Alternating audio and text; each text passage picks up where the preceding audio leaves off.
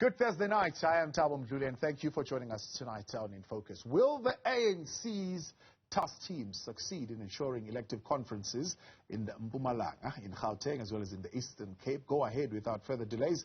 Suspense is building up after the National Working Committee dissolved provincial leadership in these provinces, or at least in two of those provinces, whose mandates have expired. To unpack this story further, I'm now joined by ANC Gauteng Secretary Jacob Khawe. Mr. Khawe, good evening, and thank you very much for your time and joining us today here on In Focus. Many are looking at the decision that you penned a couple of days ago to the regions following a two-day meeting of the PEC as impromptu and as drastic. Would you take us into what led to that decision and what was discussed in those meetings that led you to come to the decision to disband all 5 regions in Gauteng?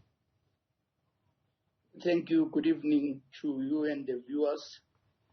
The decision is informed by the constitutional imperative, and that when a structure of the ANC has lapsed or finished its term, but it has not gone to the conference, it is upon the upper structures to dissolve such a structure and establish a task team which primarily should be preparing for the conferences. So it's not really a decision informed by nothing else, but it's the decision informed by the Constitution. Yeah. And why is the regional, rather the provincial, the PEC still intact and not currently disbanded? The term of office of the Gauteng Provincial Executive Committee comes to an end at the end of July. So it means we are still within as the PEC of the province.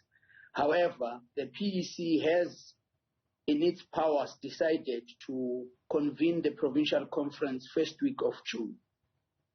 And how does this decision then affect the work of the regions in as far as their preparations for their regional elective conferences?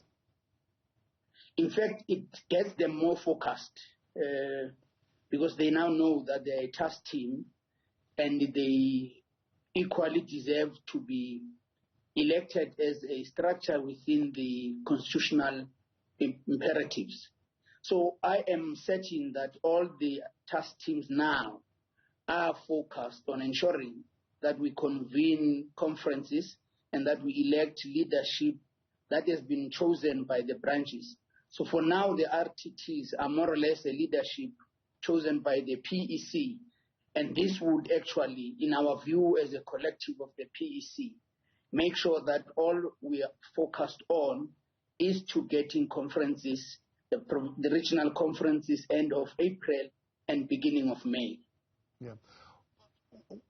Before we come to the point of how you appoint those who come to the RTTs, let's talk about, for example, what led to the collapse of, or at least the regions being unable to go to conference. Is that most of them came in around 2018 and their term would have expired in 2021. But we know that in 2020 as well as in 2021 to an extent, we were under tighter restrictions as far as movement is concerned, and those regions could not be able to hold elective conferences. But not only that, also 2021, between June and November, there was also local government elections, so nothing could have happened during that time. Does the constitution of the ANC not, I suppose, envision such disturbances and occurrences happening in between conferences and therefore make provision?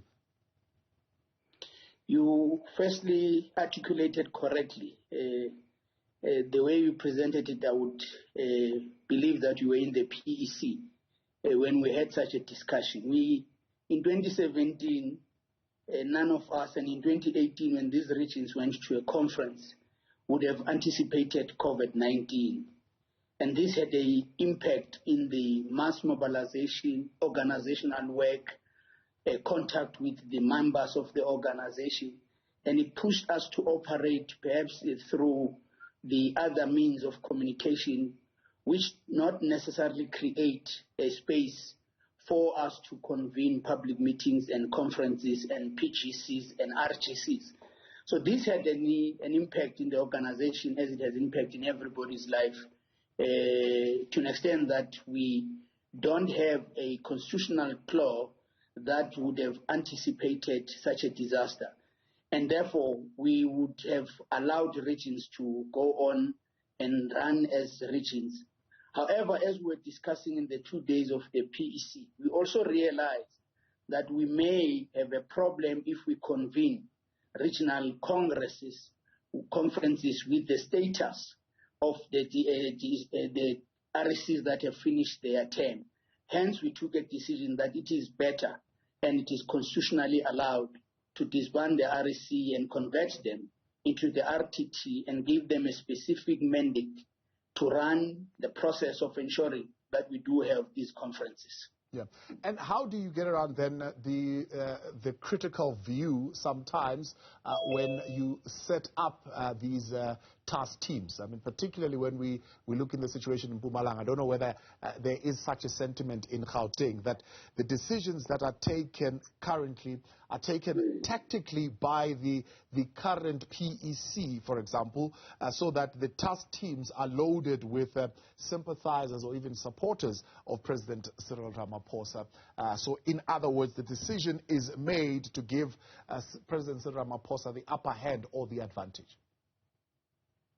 The Gauteng discussions on the structures and the preparations for conferences had nothing to do with the national conference.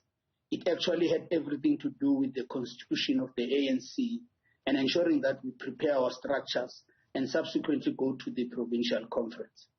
Yeah. And how then are you going to ensure that this is not seen as a blow to maybe even the current leadership in the regions, that it's going to almost sideline them? Let me use that word. The good thing with our decision is that we have converted the RECs, because our understanding was that we are not looking at individuals and individual performance. That will be done by conferences. We're looking at the term of office of a structure, and our decision is structured. It looks at the REC as a component that has to have 3 terms to serve.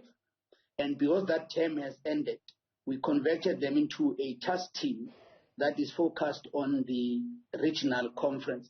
So there are no removals of names and there are no changes, but it's just to change the powers and the mandate and focus rather in the conference and the other important political issues that may occur before the actual regional conference. So that was our focus, and that's what informed this decision that we took. Yeah. And how does this then affect their status, should indeed those REGs or regional congresses are not held before the national conference? We are optimistic that we will have the regional conferences. We have started with the branch general meetings and the electing delegates and preparing for the conference.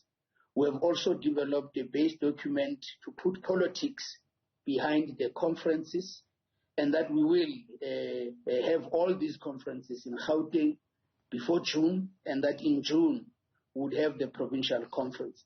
If there would be circumstances that are not in our control, we will come back as a PEC and have a conversation around that matter.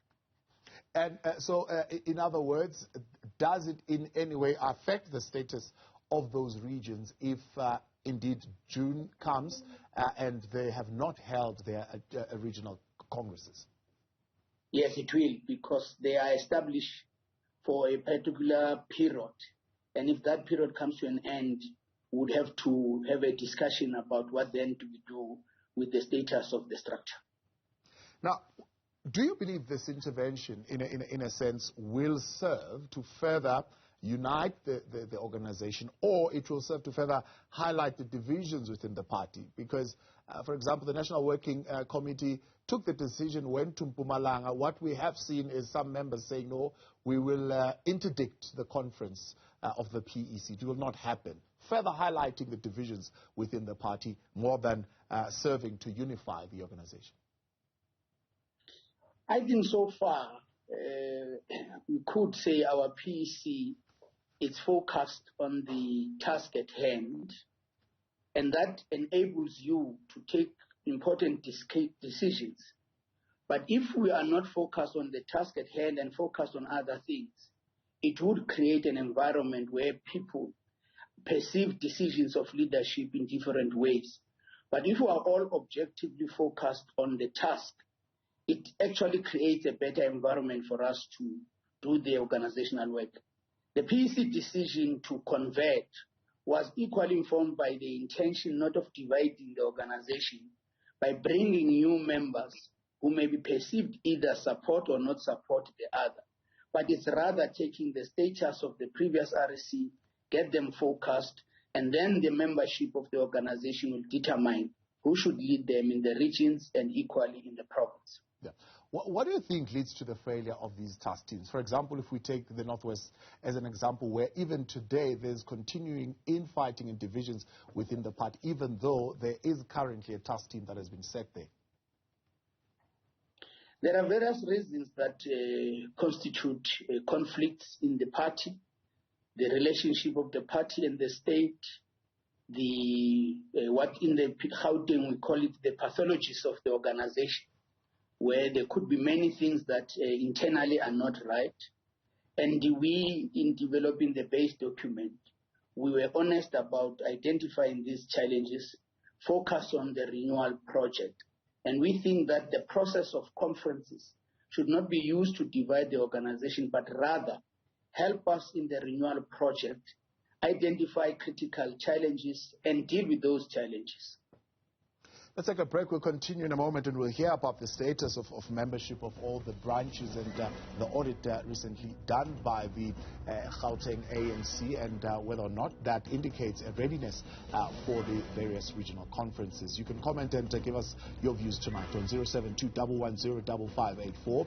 The Secretary for the ANC in Gauteng, Jacob Khawe, stays on. In Focus continues in a moment. Here on Newzroom Afrika, channel 405, we are in conversation with the Secretary of the ANC in Gauteng, Jacob Khawe. This following, of course, the province disbanding all 5 regions and converting those in leadership into the regional task teams. The Secretary saying that it gives them impetus and focuses them particularly towards holding those elective conferences. Now, you had reported previously that 4 out of the 5 regions were actually ready as far as the status of all the members of the branches. May I ask firstly which 4 out of the 5 and which is the 5th one that is not ready? The audit report as of the 28th of February would have given the Gauteng province 4 regions that would have reached a 70% of the branches that it needs to convene a conference. And those regions would have been Johannesburg, Ekurhuleni, Sedibeng, and Tshwane. And that the region of Western would have been still capturing its membership as before the 28th. And post that capturing, perhaps we may have a different report. But as it stands now, the report we have, within the deadline that we have established as the PEC, it gives us 4 regions that are ready to convene their regional conferences. Yeah. And in a sense, what does that mean, that you've audited all the members of the branches? In other words, there's no duplication, there are no fake members. All the membership is now confirmed, and these are legitimate, genuine members of the party. Exactly. And this process, we do it collectively with the branch leadership and the national office section dealing with the membership. A data is produced and the branch is required to convene a pre-BGM meeting where members are given an opportunity to confirm their status as still in good standing or not in good standing, and whether the member has died or the member has relocated to another area or another ward. So it is an intense process that involves the branch, but equally highly dependent on the national office. Now, it's been a rocky road, no doubt, for some of the regions towards these elective conferences. And some, of course, what we have seen is a whole lot of fighting that comes with this. What are the proper processes in as far as the PEC is concerned that you have outlined and given as a mandate to the various regions, or maybe even landmarks, where you're saying this is what we would like to see have happened around this time? I think it is important, if you want to run an objective process, to determine steps to ensure that everybody follows those steps. And if you follow procedure, follow the steps to the latter, it's easy to have an objective, a conference where there is no fight. Fights at times are initiated by rigging. Fights at times are initiated by people who convene meetings at night where nobody knows. Fights are created by the intention to exclude other members. So in the province, we have agreed on the following steps. That one, we would need the branch leadership, be it a BEC or a WTT, to convene a meeting. And in this meeting, there are specific tasks that they've got to do. And these tasks are objectively assisting members to know as to when will we have a pre-BBGM and when will we have the BGM, where will be the BGM, what is required to attend the BBGM. And if you follow those steps, and every branch does that, I am certain, and the PEC collective is certain, that this outcome would not result into any need of conflict or fights or disputes. But if you shortcut the processes with the intention to get elected out of a process that is not legitimate, that is the basis for conflicts. And how are you guaranteeing that that corruption is not within the ranks? You know, previously we were hearing that in the ANC there are such things as gatekeepers, where, for instance, certain people will not be allowed into a branch meeting while others are allowed, or as you put it, certain meetings will be held at night and certain people will not be notified of such sittings of branches where critical decisions are taken. As province, how are you managing that process?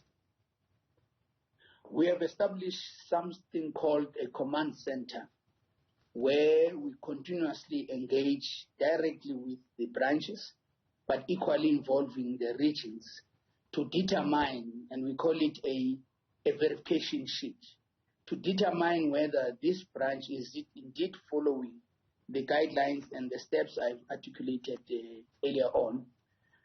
That's one mechanism. The second mechanism is the political management, where time and again the PEC would come together, and where we identify signs of problems, we will come together as a PEC, and the PEC resolved that in this process we need to pull together and ensure that whatever emerges, we deal with that. We don't want to have disputes and conflicts in the process. However, you know, the organization that is living, it has members, it has people with different interests, and some people, they pursue the personal interest against the organizational interest. But we will, as a collective, time and again, come together to ensure that all of us, our interests come after the interest of the organization. And in this context, the interest of the organization would be to convene democratic, objective, fair, regional and provincial conference. The question of violence and candidate selection disputes, as you're mentioning it, it's something that we are seeing beginning to be almost a norm in the ANC. In fact, I saw someone saying this time it's not going to be chairs that are going to be flying, but it's going to be tables that are going to be flying, referring to some or other province and a branch meeting that will be going, that would have been happening at the time. How are you reading the party of this nature of violence in handling candidate selection disputes? We have identified areas of potential threat, and we are working with the relevant institutions to ensure that there is no violence in our organization. There are members who, no matter how objective the environment, would bring criminal elements, and those criminal elements are here also in our province and as everywhere else. We are encouraging political tolerance. And that's why we had resolved as the PC that there's no point of rushing to a BGM, a public meeting, when there's no politics behind that meeting. And that we would want all our members in the province to focus on building the organization, to take note of the local government results and ask a question. If the status quo was to be maintained, would we not suffer a strategic defeat come 2024? So for now, it's a call and a commitment of a leadership, because at some point, some of the problems are created by us as leadership, and then later we blame membership. So we have made a collective commitment as the PEC, together with our RECs and our branches, in a recently held assembly where we were committing ourselves into this process and committing ourselves to get rid of the ills that are there in the organization. So it's a matter of commitment, principle, and working with the relevant institution to ensure that we prevent such. We appreciate your time, and thank you very much for coming on tonight. That is Jacob Khawe, is the General Secretary of the ANC, in Gauteng. Of course.